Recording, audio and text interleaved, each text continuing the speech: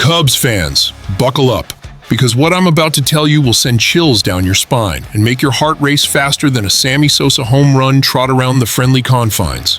We're sitting pretty at the top of the National League with a jaw-dropping 37-22 record, tied for second best in all of baseball. And suddenly, three seismic stories have erupted that could either catapult us to October glory or shake the very foundation of our championship dreams. Picture this. Our biggest offensive weapon might be hanging by a thread. A young phenom who was left for dead just weeks ago has risen like a phoenix from the AAA ashes, and we just delivered a statement beatdown that has the entire baseball world taking notice. But here's the thing, Cubs faithful. Each of these stories carries the weight of our entire season, and the emotional roller coaster we're about to ride together will test every ounce of your Cubby blue blood. I'm talking about a superstar whose injury could derail everything we've worked for, a rookie whose redemption story reads like something straight out of a Hollywood script, and a dominant performance that proves we're not just pretenders, we're the real deal. The stakes have never been higher, the emotions never more raw, and the implications never more massive for our beloved Northsiders. Hit that like button if you're ready to ride this emotional tsunami with me. Drop a comment about how you're feeling right now, and make sure you're subscribed, because what happens next will define our entire season. Cubs fans, you think you know pressure? You think you know drama? You haven't seen anything yet, because the story I'm about to unfold will leave you questioning everything you thought you knew about this magical 2025 season. The first bombshell involves our most valuable asset, and when I tell you what happened during that seemingly routine slide into second base, the moment Kyle Tucker hit the dirt with that head-first slide against the Reds, every Cubs fan's heart stopped beating for what felt like an eternity. Our $300 million man, our offensive catalyst, our ticket to October, suddenly writhing in pain, clutching that finger like it held the key to our championship dreams. And Cubs fans, let me tell you something that'll make your stomach drop. When they pulled Tucker from that game in the fifth inning, it wasn't just a precautionary move, it was a potential season-altering earthquake. Patrick Mooney hit the nail on the head when he said anything involving Tucker gets magnified. And boy, does this situation have us all holding our breath until Tuesday night.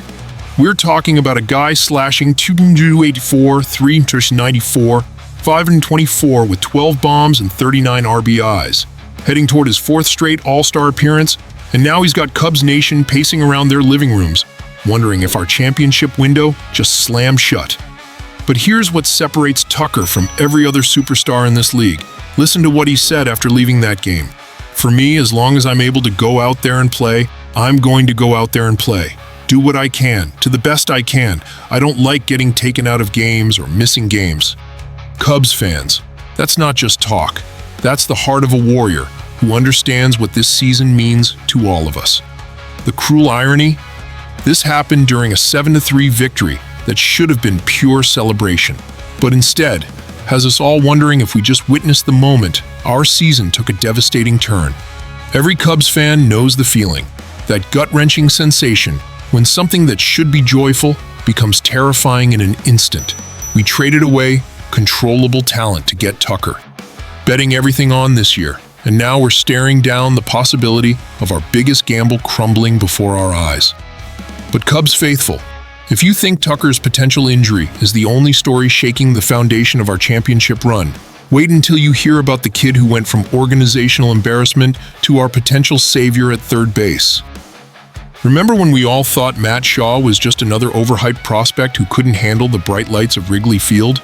Remember those brutal first 18 games when he was hitting 172 and looking completely overmatched, making us wonder if that 13th overall draft pick was a massive mistake?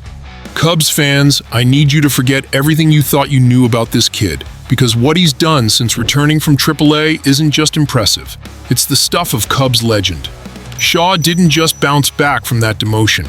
He came back swinging like a man possessed, slashing 326, 383 with a 136 WRC+ that has Cubs management wondering if they've stumbled upon something special. 5 doubles, 4 RBIs, 5 stolen bases, and here's the kicker that'll blow your mind. He's third on the entire team in defensive runs, saved despite missing a full month. We're talking about a kid playing a position he'd never touched before this spring, making plays that have seasoned veterans shaking their heads in amazement. Craig Counsell, our steady-handed skipper, put it perfectly. He used the feedback he got from the first 3 weeks of the season really well. He's comfortable right now, and he's getting better.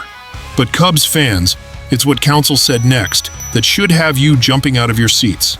The league challenges you. He got kind of punched in the face, but made a pretty quick adjustment.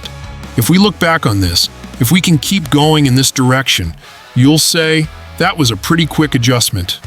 Think about what we're witnessing here. A 22-year-old kid who could have crumbled under the weight of failure instead used it as fuel to transform himself into exactly what we need at the hot corner.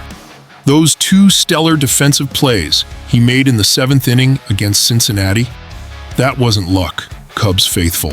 That was a young man who learned how to harness adversity and turn it into excellence. Shaw himself said that demotion was the best thing that could have happened to his career, and watching him play now, you can see the confidence radiating from every swing, every throw, every step he takes on that diamond. We're not just talking about a feel-good comeback story. We're talking about a potential franchise cornerstone who might have just solved our long-term third base problem when we least expected it. But Cubs fans, if you think Tucker's injury scare and Shaw's miraculous transformation are enough drama for one weekend, wait until you hear about the statement we just made to the entire National League. Cubs faithful, let me paint you a picture of dominance that should have every team in the National League shaking in their cleats. That 7-3 beatdown of Cincinnati wasn't just another win. It was a masterclass in championship-level baseball that proved we're not just riding some early season hot streak.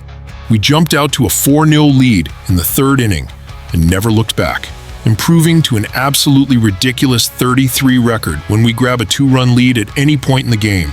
Think about that number for a second, Cubs fans. 33. That's not just good, that's historically dominant. That's the kind of statistical monster that separates pretenders from championship teams. When we get ahead, we don't just hold on for dear life. We grab opponents by the throat and squeeze until they tap out. The Reds came to Wrigley thinking they could hang with the best team in the National League, and we sent them home, wondering what hit them. But here's what makes this victory even sweeter. It happened while we were dealing with the Tucker injury scare and watching Shaw continue his magical resurrection tour. This team isn't just talented, Cubs faithful. We're mentally tough, we're deep, and we're playing with the kind of swagger that championship teams carry. Even when adversity strikes, even when questions arise, we just keep rolling. Nick Martinez afterward admitted it came down to a lack of aggressiveness on his part. But Cubs fans, that's exactly what championship teams do.